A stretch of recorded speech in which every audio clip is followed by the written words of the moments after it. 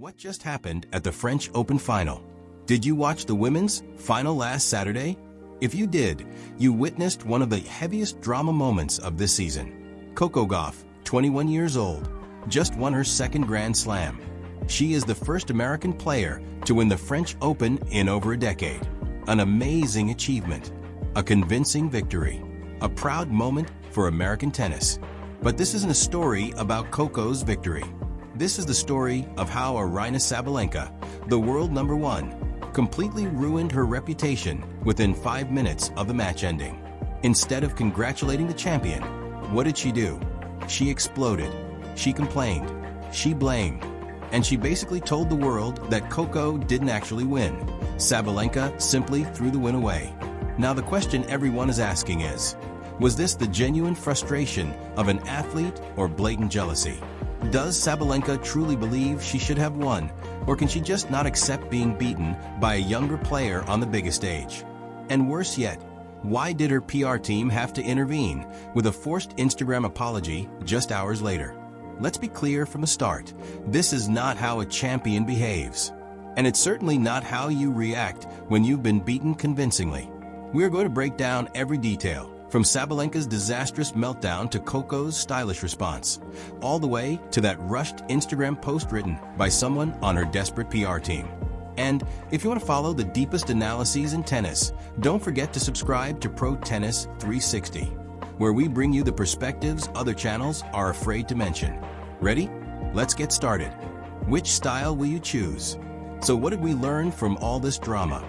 Point 1. How you lose matters as much as how you win. Sabalenka might have lost the French Open final, but she lost much more than that in the press room. She lost reputation, she lost respect, and she likely lost some sponsorship deals in the process. Coco, on the other hand, won twice. She won on the court, and she won off the court by staying calm, classy, and not letting herself be dragged into the drama. Point 2. Emotional control is a skill. Sabalenka is a world-class athlete. But if she doesn't learn to control her emotional reactions, it will continue to hold her back, both on and off the court. Coco, at 21, already understands this. And that's one of the reasons why she will have a long-term, successful, sustainable career. Point 3. Brands care about character. At this point, sponsors aren't just looking at your performance on court. They look at how you handle pressure. They look at how you treat your opponent. They look at whether you're going to embarrass them on social media. And in that area, Coco is gold. Sabalenka? Not so much. Final question. So here is the question I want to leave you with. If you were a young athlete watching this unfold, who would you model yourself after? Would you be Sabalenka, powerful but emotionally unstable? Or would you be Coco, calm, strategic, and always in control? And if you are a tennis fan, what kind of culture do you want to see in this sport? Do you want more meltdowns and drama? Or do you want more graceful winners and dignified losers? Because at the end of the day, the fans decide what kind of behavior is rewarded. And it's time we started rewarding the right thing. Leave your thoughts in the comments. Do you think Sabalenka had a right to express her frustration? Or was it an intentional meltdown?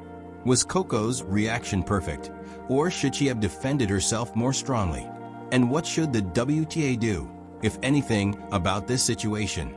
I want to hear from you. And if you like this kind of deep analysis, not just the scores, but the stories, drama, and psychology behind the game, don't forget to subscribe to Pro Tennis 360. We bring perspectives other channels are afraid to mention.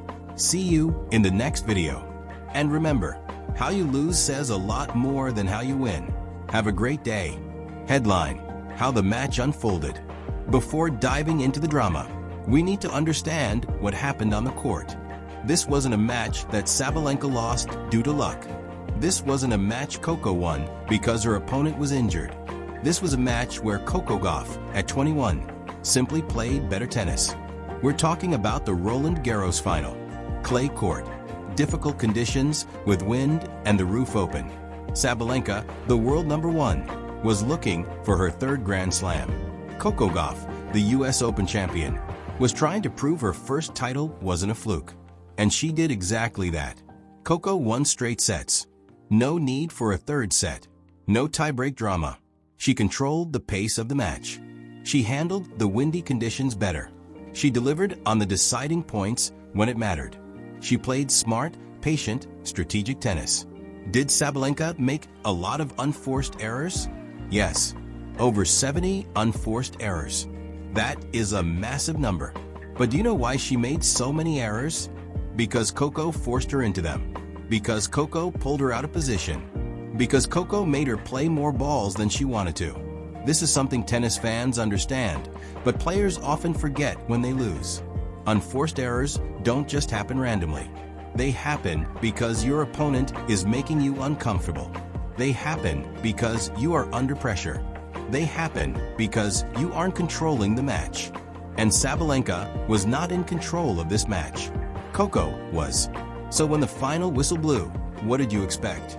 You expect the loser to shake the champion's hand, say a few kind words, and leave the court with dignity. You expect the winner to celebrate her historic moment. Instead, we got one of the worst displays of post-match behavior tennis has seen in years. And it all unfolded in the post-match press conference. Sabalenka's meltdown. Headline: When the winning mindset collapses. Now this is where things get completely crazy. Sabalenka sat in the press room, the place where she was supposed to congratulate Coco, acknowledge a good match, and talk about what she would learn from the defeat. That's the standard script. That's what every professional athlete does when they lose a Grand Slam. But Sabalenka didn't do that. Instead, she erupted into a rant that left everyone in the room stunned. She basically said that Coco didn't beat her. Sabalenka beat herself. She said she played so poorly that anyone could have beaten her that day. Even the person she beat in the semifinals, someone who has won the French Open multiple times. Let that sink in for a moment. She was implying that Coco didn't truly deserve the title, that this victory wasn't about Coco's talent, but about Sabalenka playing below her level, that if Sabalenka had played at her normal level, Coco wouldn't have stood a chance. And if that wasn't bad enough, she kept going, and going, and going. She talked about the unforced errors. She talked about the wind. She talked about how everything went wrong for her. She didn't mention at all that Coco played great. She didn't say a single nice word about the new champion. You could see it on the faces of the reporters in the room. They were thinking, what on earth is happening? Because this wasn't just frustration. This was disrespect. This was a world number one who couldn't accept defeat gracefully. This was someone who couldn't look in the mirror and say, I lost because my opponent was better today. And the worst part? You could tell that even as she was saying these things, a part of her brain was screaming, stop talking. Stop talking right now. But she couldn't stop. Emotions had taken over. Ego had risen up. And within 5 minutes, she destroyed the reputation she had built throughout her entire career. Psychological analysis. Jealousy or frustration. Headline: Emotional instability or lack of character. Now, let's pause and talk about what's really happening here. Because there is a difference between being frustrated after a loss and being completely disrespectful to your opponent. And what Sabalenka did clearly crossed that line. Think about it. She is the world number one. She has won 2 Grand Slams. She has an incredible career. She earns millions from sponsorships. She should be confident, mature, and capable of handling defeat professionally. But instead, she reacted like a child who didn't get the toy they wanted on Christmas Day. So the question is, why? I think there are 3 reasons. Reason 1, ego. Sabalenka built her identity around being a winner. She is number one. She is dominating. And in her mind, she should have won this title. So when she lost, her brain couldn't accept the reality that someone else, especially a younger player, was better than her that day. Reason 2, jealousy. Did you notice that Sabalenka focused specifically on the idea that anyone could have beaten her that day? She even mentioned the player she beat in the semis. Why? Because she can't accept that Coco, the 21-year-old girl with all the glamour, talent, and sponsorship deals, deserves the spotlight. Coco is everything Sabalenka wants to be. Young, charismatic, beloved, and now, the French Open champion. Reason 3, lack of emotional control. This is Sabalenka's biggest weakness. She has always been a hot-headed player. That's part of why she's so good. She plays with intense intensity and energy. But that same intensity causes her to self-destruct when things don't go her way. And after this loss, all those emotions, frustration, anger, jealousy, poured out like a broken faucet. The result? One of the worst public meltdowns we've seen in tennis in years. Coco's stylish response. Headline: strategically winning a second time. Now this is where the story gets interesting. Because while Sabalenka was destroying her reputation on live air, what was Coco Gauff doing? She was sitting somewhere with her team watching that meltdown and making one of the smartest strategic decisions of her career. What did she do? Almost nothing at all. Coco's PR team surely told her, "You need to respond to this. You need to defend yourself. You need to let everyone know you deserve this title." And Coco? She said, "No, we're taking the high road." She appeared in her press conference looking confident and composed. And when asked about Sabalenka's comments, she said this: "The way she's playing, she has to be the favorite to win. So, she's the best person I could play in the final. She's #1 in the world. That's the toughest matchup if you just look at the stats. But I'm sitting here as the champion." 2 sentences. That's all she needed. She acknowledged that Sabalenka is a great player. She pointed out that she beat the best. And then she reminded everyone that she is the one holding the trophy. No defensiveness, no anger, no drama. Just a simple, undeniable fact: I am the champion. And you know what the most interesting part is? By saying less, Coco said more. By not participating in the drama, she let Sabalenka destroy herself. It was a masterpiece of PR handling. It was a lesson in staying calm under pressure. And it's why brands love Coco Gauff. Because when drama happens, she doesn't panic. She doesn't get angry. She doesn't say things she'll have to apologize for later. She is simply the adult in the room. And that's why she won, both on and off the court. When your team has to save you from yourself. Now, imagine you are one of the people on Sabalenka's team. You're sitting somewhere backstage, maybe watching the press conference via a live stream. And you hear her start saying, "I played so bad anyone could have beaten me. This is about me losing, not about her winning." And in your head, you're screaming, "Stop. Stop talking. Stop right now." But you can't do anything. You can't run into the room and cover her mouth. You can't turn off the mic. You just sit there watching her career burn in real time, knowing you're going to have to clean up this mess. So what happens next? Emergency meeting. I guarantee you, within 30 minutes of that press conference, Sabalenka's phone was blowing up. Sponsors were calling. Coaches were calling. Legal reps were calling. Everyone was asking the same question: what the hell just happened? Because this isn't just about a grumpy player. This is about the brand. This is about money. This is about multi-million-dollar contracts that depend on Sabalenka maintaining a professional, mature, marketable image. And she just threw all of that out the window. So they sat her down and said, "You are going to put out a statement. You are going to apologize. And you're going to do it now." And Sabalenka, I guarantee you, she didn't want to do it. She might have felt she was right. She might have thought she was just being honest. She might still believe Coco got lucky. But she had no choice. Because when you are a professional athlete with millions of dollars on the line, your reputation doesn't just belong to you. It belongs to your sponsors. It belongs to your team. It belongs to everyone with a financial interest in how you look to the public. And they just told her, fix it now, or the consequences will be severe. So Sabalenka did what she didn't want to do. She posted an apology on Instagram. When the apology isn't from the heart.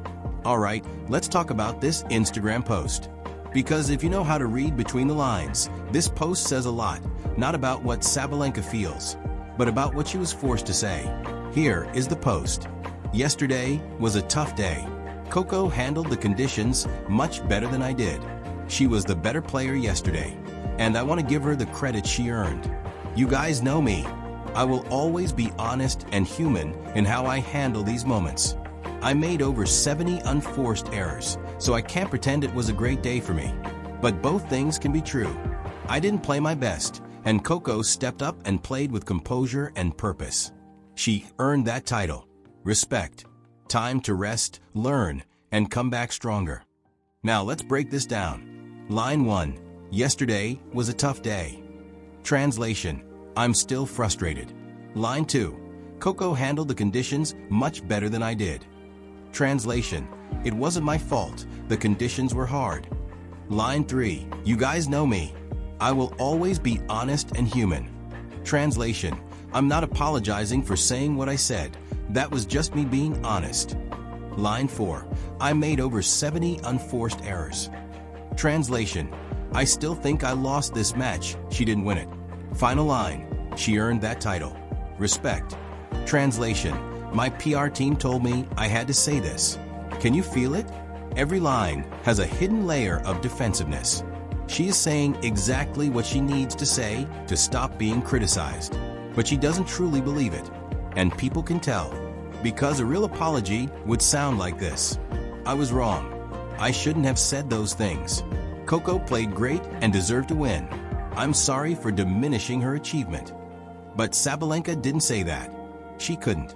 Because her ego wouldn't allow it. So instead, we get this version of an apology.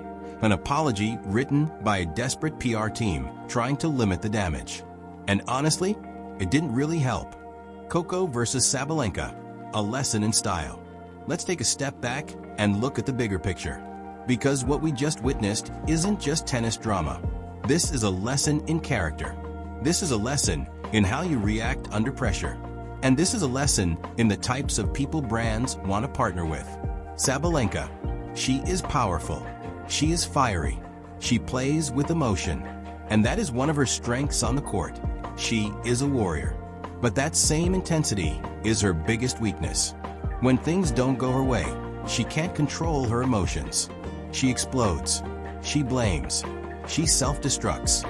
And in business, especially in the world of multi-million-dollar sponsorship deals, that is a problem. Because brands don't just pay you to be good at your sport. They pay you to represent them. They pay you to look good on camera. They pay you to not embarrass them. And Sabalenka just made every one of her sponsors nervous. Coco, on the other hand, she is younger. She has less experience. But she has one thing Sabalenka doesn't: emotional control. When she is attacked, she doesn't react back. She doesn't get angry. She doesn't participate in the drama. She is simply calm, composed, and lets her actions do the talking. And that is why she is the one brands love. That's why she has Rolex, Head, New Balance, Barilla, and dozens of other contracts.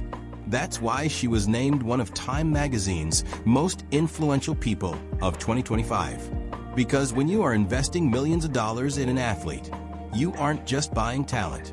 You are buying stability. You are buying reliability.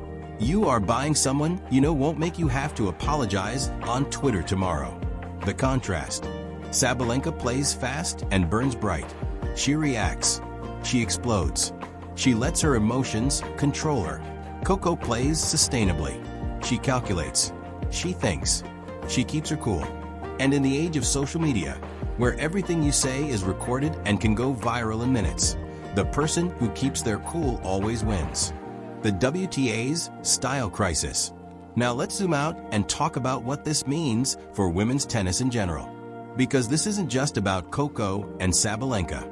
This is about a larger issue the WTA is facing. Issue 1. Emotional meltdowns are becoming too common. We've seen this many times. A player loses a big match. They explode in the press conference.